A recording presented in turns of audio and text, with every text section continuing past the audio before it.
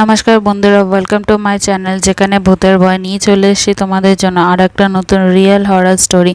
তোমাদের স্টোরিগুলো পছন্দ হয়ে থাকলে অবশ্যই আমাদের চ্যানেলটা সাবস্ক্রাইব করো, পাশে থাকা বেল আইকনটি বাজিয়ে দিও আমাদের ভিডিও নোটিফিকেশন সবার আগে পাওয়ার জন্য। আর অবশ্যই করে আমাদের চ্যানেলটা লাইক করো, কমেন্ট করে জানিয়ে তোমাদের স্টোরিগুলো কেমন লাগছে, আর তোমাদের বন্ধুদের মাঝখানে অনেক অনেক করে শেয়ার করো।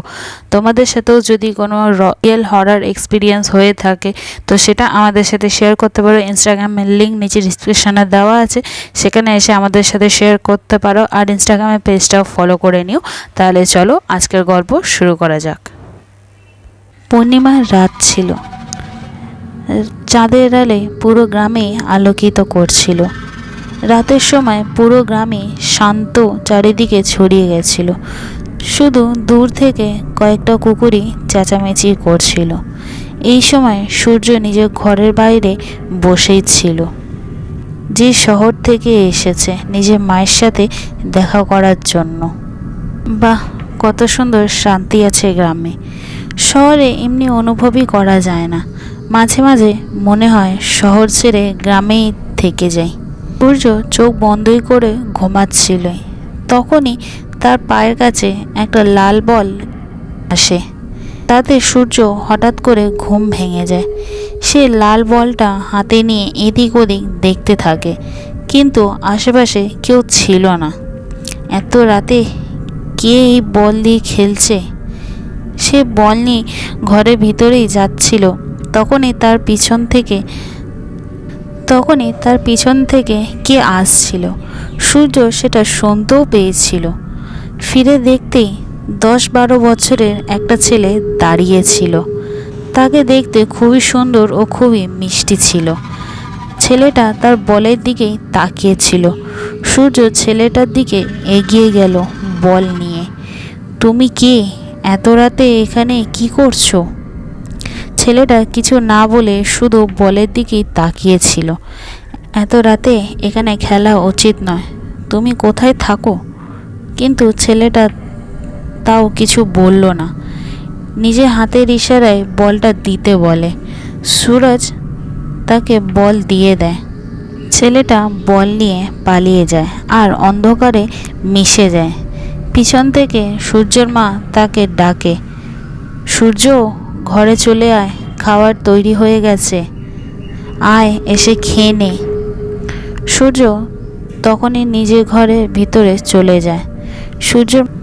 সূর্যের মা বলে, বাবারে, কালকেই কি যাওয়া খুবই দরকার আছে? আরও 1-2 দিন থেকে জানা। না মা, থাকতে পারবো না, অনেক কাজ পড়ে আছে, কাল সকাল হতেই চলে যাব। তখনই সূর্যের ফোন বেজে ওঠে। দেখে তার কাজের জায়গা থেকেই ফোন এসেছে। তোমায় আর্জেন্ট দরকার পড়েছে, কাল সকালেই বসের সাথে দেখা করো। মা, আমায় এখনই বেরিয়ে যেতে হবে, রাতের খাবার খেয়েই বেরিয়ে যাব। না, একদমই না, চাইলে কালকে সকালবেলা বেরিয়ে যাবি, কিন্তু এখন একদমই না। কিন্তু কেন মা? আজকে পূর্ণিমার শেষ রাত, সেই চুড়েল আর তার ছেলে বেরোবে। প্রত্যেক পূর্ণিমায় গ্রামে একজন করে অদৃশ্য হয়ে যায়। এই জন্যই অন্ধকার হয়ে যাওয়ার পর ঘরের বাইরে কেউ বেরোয় না। আর যেতে হবে না, এমনি কিছু হয় না মা। কি বলছো বলো তো? এটাই সত্যি বাবা। কিছুদিন আগে তোরই বন্ধু শুভ্রনীল এমনিভাবেই অদৃশ্য হয়ে গেছিল। আজ পর্যন্ত কেউ জানতে পারেনি ওর সাথে কি হয়েছিল। আজকে আর যেতে হবে না বাবা, কাল সকাল হতেই চলে যাবি, আমিও আর আটকাবো না, ঠিক আছে? আরে মা, আমার কিছু হবে না, তুমি বেকার চিন্তা করছো। সূর্য রাতের খাবার খেয়ে নিজের মায়ের কথা না শুনেই বেরিয়ে পড়ে। ঘরের কিছু দূরই বাস স্টপ ছিল, তাই সূর্য হেঁটেই চলে যায়। পুরো অন্ধকার রাস্তা দিয়ে হেঁটে যাচ্ছিল, আশেপাশে একটা লোকও ছিল না। বাস স্টপে পৌঁছে টেবিলে গিয়ে বসে। দূর দূর পর্যন্ত কাউকে দেখা যাচ্ছিল না, পুরো চারিদিকটা অন্ধকার। একা একা বসে বাসের জন্য অপেক্ষা করছিল। ঠিক তখনই পিছনে ঝোপ থেকে আওয়াজ শোনা যাচ্ছিল। সূর্য ভয় পেয়ে যায় আর জিজ্ঞাসা করে, কে আছে ওখানে? কে? নিজের ভালো যদি চাও বেরিয়ে এসো, ওখান থেকে বেরিয়ে আসো। ঝোপের পিছন থেকে সেই বাচ্চা ছেলেটা বেরিয়ে আসে, হাতে একটা বক্স নিয়ে টেবিলে গিয়ে বসে। তো সেই বাচ্চা ছেলেটা না? ওখানে একা কি করছিলে? বাচ্চাটা বলল, আমার বল ওখানে চলে গেছিল।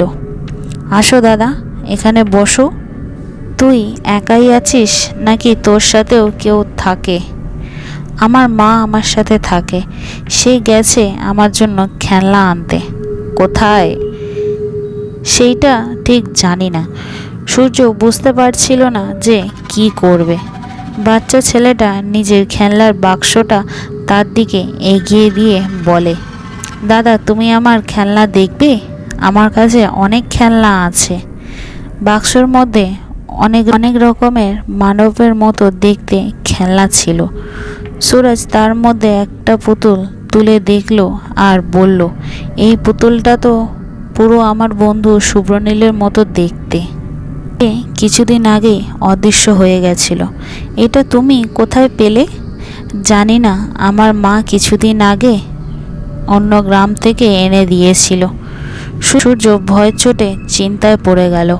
তখনই বাচ্চা ছেলেটা নিজের হাতের ইশারায় পিছনের দিকে তাকাতে বলে। পিছনে ফিরে তা দেখতে সূর্য চিৎকার করে ওঠে, চুড়েল চুড়েল বলে। তার সামনে সত্যকারের একটা চুড়েল দাঁড়িয়ে ছিল, হাওয়ায় উড়ছিল। খোলা লম্বা চুল, তার গায়ের রঙও যেমন তাকে আরো ভয়ানক লাগছিল। পাশে বসে থাকা বাচ্চাটাও সেই চুড়েলকে বলল, মা, আমি আর একটা খেলনা পেয়ে গেছি। চুড়েল তা শুনে আরো জোরে জোরে হাসতে লাগলো। সেটা শুনে বাচ্চা ছেলেটাও ভয়ানকভাবে হাসছিল।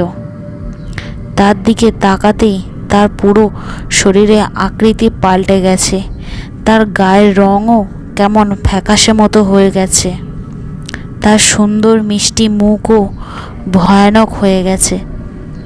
চুড়েল সূর্যর মাথায় হাত রেখে জোরে জোরে হাসতে থাকে। তাতে সূর্য অদৃশ্য হয়ে মানব পুতুলে পরিণত হয়ে যায়।